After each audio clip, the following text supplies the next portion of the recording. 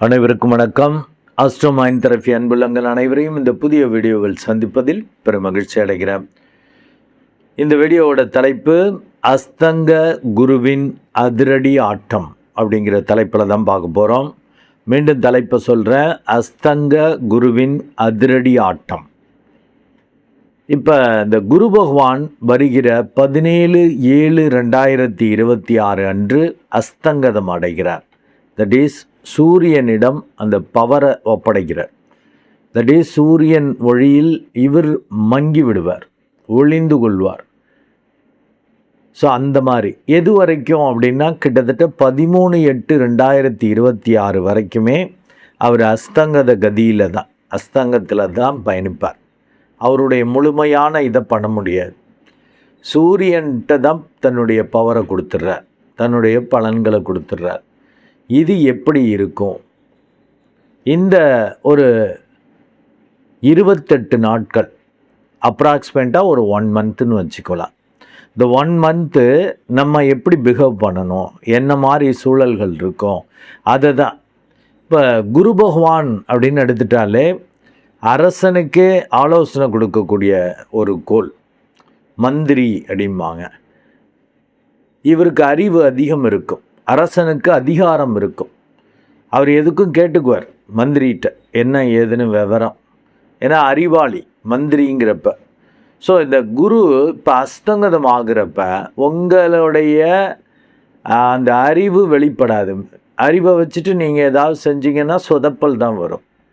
எனக்கு தெரியும், எனக்கு எவ்வளோ பெரிய அனுபவம், எனக்கு என்ன எவ்வளோ படிச்சிருக்கேன், மேலதிகாரி கொஞ்சம் படிக்காமல் இருக்காருன்னு வச்சுக்கோங்க, நான் எவ்வளோ படிச்சிருக்கேன், அந்த பையனுக்கு என்ன தெரியும், அப்படி இப்படிங்கிற மாதிரி ஒரு துணியில் இந்த ஒரு அப்ராக்சிமேட்டாக 1 மந்த்து, அதாவது 17/7/2026 முதல் 13/8/2026 வரைக்கும் இந்த 12 ராசிக்காரர்களும் அப்படி அலட்சியமாக பிஹேவ் பண்ணிங்கன்னு வச்சுக்கோங்க, வம்பு. அதிகாரிகள், அதிகாரத்தில் உள்ளவர்கள், அவங்க மனோபாவம் எப்படி இருக்குன்னா, நம்ம சொல்கிறத எல்லாரும் கேட்கணும். அவங்க நான் விளக்கம் கேட்டால் தான் நீங்கள் விளக்கம் கொடுக்கணும், நான் உங்கள்கிட்ட ஆலோசனை கேட்டால் தான் ஆலோசனை கொடுக்கணும். நீங்களாக பேசக்கூடாது, நான் சொல்கிறத செய்யணும். இந்த அதிகார துணின்னா அப்படி தான், டூ வாட் ஐ சே அப்படிங்கிற துணியில் தான் இருப்பார்கள். இப்போ சூரியன்ட்டு அந்த குரு பகவான் அஸ்தங்கதம் ஆகிறப்ப உங்களுக்கு மேலே உள்ளவர்கள், அது வயதில் பெரிய ஆளாக இருக்கலாம், தந்தை போன்று உள்ளவர்கள், அரசியல்வாதிகள், அதிகாரிகள், அதிகாரத்தில் உள்ளவர்கள், அவங்கள்டெல்லாம் சற்று விழிப்புணர்வோடு இப்போ பிஹேவ் பண்ணணும். குரு உச்சமாக இருக்கிறது அப்படின்னாக்கா எல்லாம் எனக்கு தெரியுங்கிற தன்மை அந்தந்த ராசிக்காரர்களுக்கு ஏற்படும். ஏன்னா குரு உச்சமாக இருக்கிறப்ப இப்போ பிறக்கக்கூடிய குழந்தைக்கு பார்த்திங்கன்னாக்கா அறிவு அதிகமாக இருக்கும். அது பாவகப்படி எந்த துறையில் எதை மாதிரி விஷயங்களில் அறிவு அது செலுத்தும், அறிவு அதிகமாக இருக்குங்கிறது இப்போ பிறக்கிறப்ப என்ன லக்னத்தில் பிறக்குதுங்கிறது பார்த்து செய்யணும். பொதுவில் இந்த குரு பகவான் உச்சமாக இருக்கும் பொழுது அறிவு மேலோங்கி இருக்கும், ஒரு விஷயத்தில் டீப்பாக போகக்கூடிய தன்மை இருக்கும். அதனால் இப்போ பிறக்கக்கூடிய குழந்தைங்க பயங்கர அறிவாளியாக பிறப்பாங்க. அது ப்ராப்பராக குருவுக்கு ஒத்து வரக்கூடிய லக்னங்களாக சூஸ் பண்ணிட்டாக்கா சூப்பராக இருக்கும் குழந்தை பிறக்கிறது, இந்த சிசேரியன் மாதிரி பண்ணுறதுக்கு. ஸோ அந்த லக்னத்துக்கு குருக்கு ஒத்து வர லக்னம் அப்படின்னா தான் எஃபெக்டிவாக இருக்கும். இப்போ குரு பொதுவில் உச்சமாக இருப்பது அறிவு மேலோங்கி இருக்கக்கூடிய தன்மை. ஆனால் இப்போ 17/7/2026 சூரியன் இடப்பெயர்ச்சி ஆகி அங்கே வந்து குருவோட அந்த அறிவை மழுங்கடிப்பார். உனக்கு எல்லாம் தெரியட்டும், நான் சொல்கிறது செய்ய, இதை ஒண்டி செய்ய, தேவையில்லாமல் பேசாத, எக்ஸ்ட்ரா செய்யாத அப்படின்னு மேலே உள்ளவங்க, நான் சொன்ன மாதிரி வயசில் பெரிய ஆள், தந்தை போன்று உள்ளவங்க, அவங்கெல்லாம் உங்களை அதிகாரிகள், அவங்கெல்லாம் டைரக்ஷன் கொடுப்பாங்க. நீங்கள் இல்லை இதுதான் கரெக்டு, எனக்கு தெரியும் அப்படின்னு எதிர்த்து பேசிக்கிட்டு இது பண்ணால் அது அதிகாரிகளுக்கு பிடிக்காது, மேலே உள்ளவங்களுக்கு பிடிக்காது. இப்போ தந்தை போன்று உள்ளவர்கள், அரசியல்வாதிகள், அவங்கள்ட்ட போய் எதிர்த்து பேசுனீங்கன்னாக்கா அவங்களுக்கு கோபம் வரும். நீங்கள் சொல்கிறது ரைட்டாகவே இருந்தால் கூட ஒரு மேலதிகாரி ஒரு விஷயத்தை சொல்கிறாரு அப்படின்னா ஃபஸ்ட் எடுத்ததும் ஒபே த ஆர்டர் தான். நீங்கள் நான் சொல்கிறத நீங்கள் கேட்டுருந்தோம். அதுக்கப்புறம் நீங்கள் அது செய்கிறப்ப ப்ராக்டிக்கல் டிஃபிகல்ட்டிஸ் வர்றது அது இதை நீங்கள் அப்புறம் சொல்லலாம். அதில் லாஸ் ஆனாலும் பரவாயில்ல, நான் சொல்லிட்டேன்ல செய் அப்படிங்கிற மனோபாவம் தான் இந்த அதிகாரத்தில் உள்ளவர்களுக்கு இருக்கும். நீங்கள் போய் உங்கள் அறிவை காட்டி கிளாஷ் பண்ணக்கூடாது. ஏன்னா பொதுவாகவே குரு அறிவு அதிகமாக இருக்கும். சுபக்கோள்களுக்கு புத்தி அறிவு இதெல்லாம் தான் நல்லபடியாக வேலை பார்க்கும். அவங்க களத்தில் இறங்கி வேலை பார்க்க முடியாது. அவங்க மற்றவங்கள அந்த அறிவை வச்சுக்கிட்டு புத்தியை வச்சுட்டு வேலை வாங்குவாங்க, அவங்கள பயன்படுத்துவாங்க. இது குருவாக இருப்பதால் மேலே உள்ளவங்களுக்கும் ஆலோசனை கொடுக்கக்கூடிய தன்மை. அதுவும் அவங்களா கேட்டால் தான் இப்போ கொடுக்கணும். நீங்களா போய் வாண்டடாக சம்மன் இல்லாமல் ஆஜரானீங்கன்னா அது ஆபத்து. அந்த இதை இந்த இன்ட்ரோடக்ஷனில் நான் சொல்லிக்கிறேன். மேலே உள்ளவங்க சொல்கிறத 12 ராசிக்காரர்களும் அப்படியே அக்செப்ட் பண்ணணும். இதுதான் தெரியுமே சார்னா இப்போ கடுமையாக அக்செப்ட் பண்ணணும். உங்களுக்கு கூட இதுவரைக்கும் இருந்தவர் ப்ரொமோஷனில் போயிருப்பார், இல்லை உங்களுக்கு கீழே உள்ளவரே ப்ரொமோஷனில் இருப்பார். ஒரு ஃப்ரெண்ட்லியாக கேஷுவலாக பேசுகிறது தேவை இருக்காது. அது தேவையில்லாமல் மறைமுக வில்லங்கங்கள் பிரச்சனைகளை ஏற்படுத்தும். அந்த ஒரு விழிப்புணர்வை இந்த அஸ்ட்ரோமைண்ட் தெரபி அன்புள்ளங்களுக்கு கொடுத்துடணுங்கிறதுக்காகத்தான் இந்த வீடியோ. இப்போ இந்த 12 ராசிகளுக்கும் என்ன மாதிரி அறிவுறுத்தல் கொடுக்குறேன் அப்படிங்கிறத நீங்கள் கவனத்தில் வச்சுக்கணும். இப்போது தனுசு லக்னம் அண்டு தனுசு ராசி அன்புள்ளங்களுக்கு அஸ்தங்க குருவின் அதிரடி ஆட்டம் என்ன மாதிரி விளைவுகளை ஏற்படுத்த போது, அவர்களுக்கான அறிவுறுத்தல்கள் என்ன அப்படிங்கிறத இந்த வீடியோவில் பார்க்க போகிறோம்.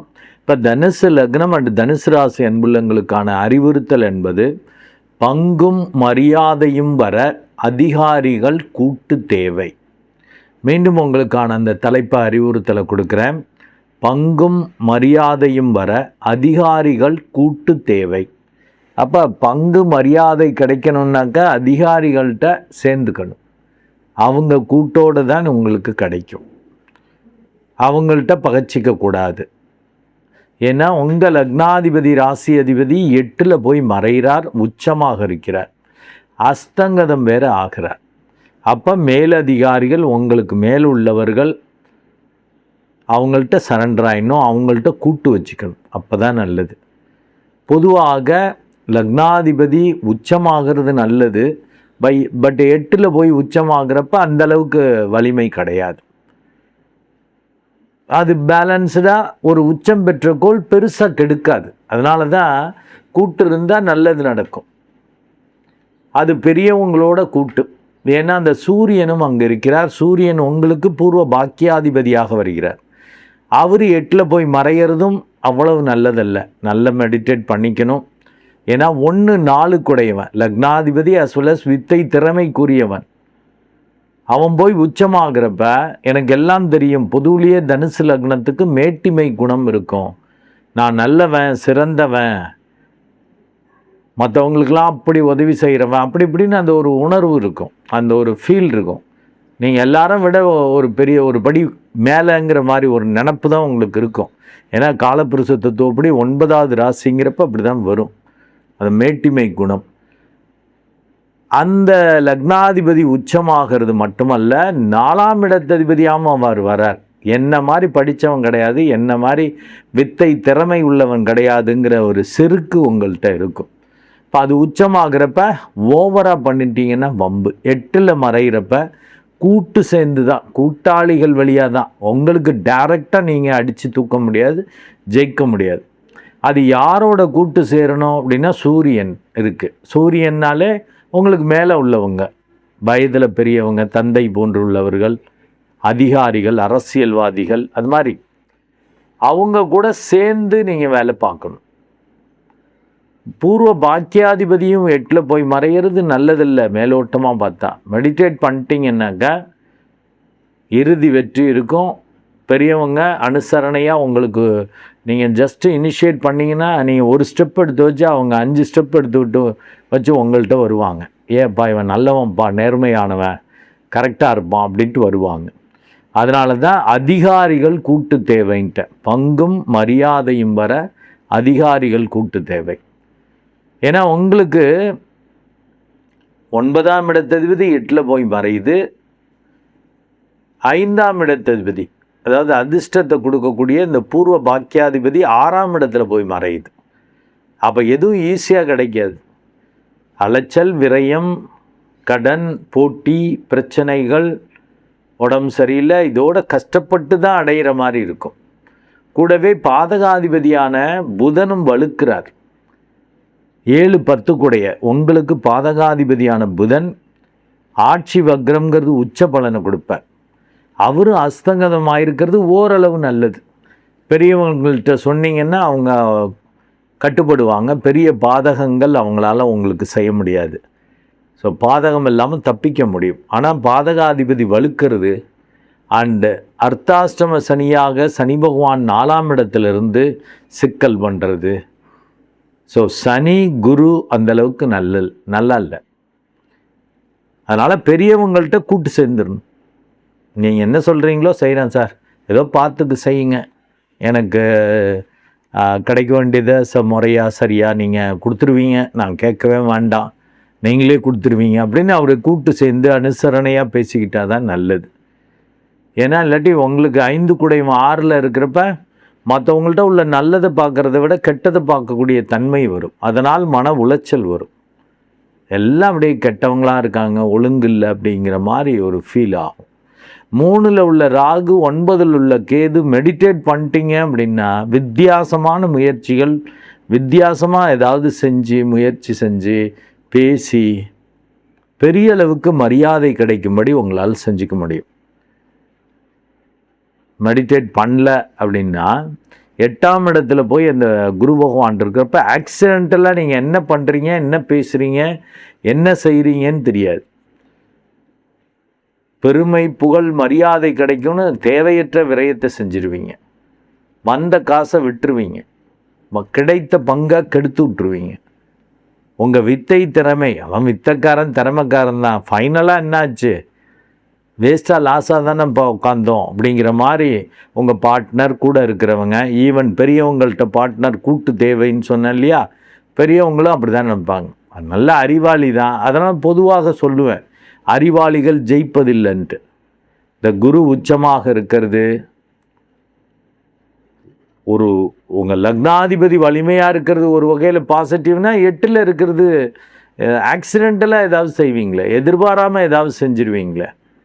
அதனால தான் பெரியவங்கள்ட்டனாக்கா நம்ம செய்ய மாட்டோம், கொஞ்சம் கண்ட்ரோல் இருக்கும். நம்மளை விட பெரியவங்க, ஒரு அப்பாட்ட போய் தடார்னு முறைக்கிறது, பேசுறது பண்ண மாட்டோம். அதிகாரத்தில் உள்ளவர்களுக்கு அப்படி செய்ய மாட்டோம். அந்த நன்றி உணர்வு இருக்கும் அப்பாட்ட. அதிகாரத்தில் உள்ளவர்கள்ட்ட பயம் இருக்கும், ஏதாவது சேலரியில் அதில் ஏதாவது பிரச்சனை ஆகிட போகுது, தேவையில்லாமல் சிக்கலாகிட போகுது அப்படிங்கிற ஒரு பயம் இருக்கும். அந்த ஒரு உணர்வை நீங்கள் எல்லோர்ட்டையும் கடைபிடிச்சிட்டிங்கன்னா நல்லது. அதிகாரிகள்கிட்ட கூட்டு வச்சுக்கிறப்ப தான் பெரிய பங்கு அண்டு மரியாதை உங்களுக்கு கிடைக்கும். 3ல் உள்ள ராகுவும், ஏன்னா 3, 6, 11 பாவிகள் இருக்கிறது நல்லது. ராகு புதிய மனிதர்கள், அதாவது வேறு மொழி பேசுபவர்கள், வேற்று மதத்தினர், அவங்க வழியாலாம் பெரிய அளவுக்கு நன்மையை அவர் கொடுப்பார். அவங்க ஒத்துழைப்பும் உங்கள் முயற்சிக்கு கிடைக்கும். 9ல் இருக்கக்கூடிய கேதுவும் ஒரு யோகி ஞானி போல் பிஹேவ் பண்ண வச்சுருவார். வெறுமனை எய்ம் பண்ணிக்கிட்டு பேசிக்கிட்டு இல்லாமல் களத்தில் இறங்கி வேலை பார்க்க ஆரம்பிச்சிருவீங்க. எல்லாம் கடவுளில் என்ன கொடுக்குறாரோ வாங்கிக்குவோன்ட்டு. பேச்சை குறைச்சிட்டிங்கன்னாக்கா தன வருவாய் அதிகமாக வரும். ஓவராக பேசுனீங்கன்னாக்கா ஓட்டவாய் மாதிரி ஏதாவது சொல்லி கெடுத்துக்கிறதுக்கான வாய்ப்பும் உண்டு. ரொம்ப பெருந்தன்மையாக பேசுகிறேன்னு இழிச்சவாய் ஆகிடுவீங்க. ஏன்னா சூரியன் 9ஆம் இடத்ததிபதியாக இருந்து 2ஆம் இடத்தை பார்க்குறார். அப்படியே பெருந்தன்மையாக பெரிய ஆளாக தன்னை மற்றவங்க மதிக்கணும்னு ஏதாவது பேசி வர வேண்டிய வருவாயை, தன வருவாயை, பேரை கெடுத்துக்கிற மாதிரி வாய்ப்பு உண்டு. மெடிடேட் பண்ணிக்கங்க, ஒரு சமநிலை இருக்கும். 17/7/2026 முதல் 13/8/2026 வரைக்கும் ஒரு அப்ராக்சிமேட்டாக 1 மந்த் பெரியவங்களோட கூட்டு சேர்ந்துருங்க. நீங்கள் என்ன செய்கிறீங்களோ நான் செய்கிறேன், நீங்கள் பார்த்து எனக்கு கொடுங்க, செய்யுங்க அப்படிங்கிற மாதிரி இறங்கிக்கணும். அவங்கள்ட்ட போய் ஆர்கியூ பண்ணுறது, உச்சமாக இருக்கிறப்ப அந்த திமிரு பேச்சு வரும். திமிராக எடுத்தன் கவுத்தன் ஏதாவது பண்ணுறதுக்கான வாய்ப்பு உண்டு. ஏன்னா சூரியனோட இணைந்திருக்கு இல்லையா. நீங்கள் ஆல்ரெடி மேட்டிமை குணம், அதிகாரமாக பெரியவங்க யார்கிட்ட பேசுகிறோன்னு தெரியாமல் பேசுனீங்கன்னா ஆபத்து. ஏன்னா 2ஆம் இடத்தை சூரியன் பார்க்குறப்ப கொஞ்சம் அதிகார துணி வரும். அதை கொஞ்சம் கண்ட்ரோல் பண்ணுறதுக்கு மெடிடேஷன் கம்பல்சரி. நன்றி அன்புள்ளங்களே, மீண்டும் ஒரு நல்ல வீடியோவில் உங்களை சந்திக்கிறேன். அதுவரை உங்களிடமிருந்து வணக்கம் கூறி விடைபெறுவது உங்கள் அன்பு டாக்டர் குழந்தை ஆர் கணேசன். நன்றி, வணக்கம்.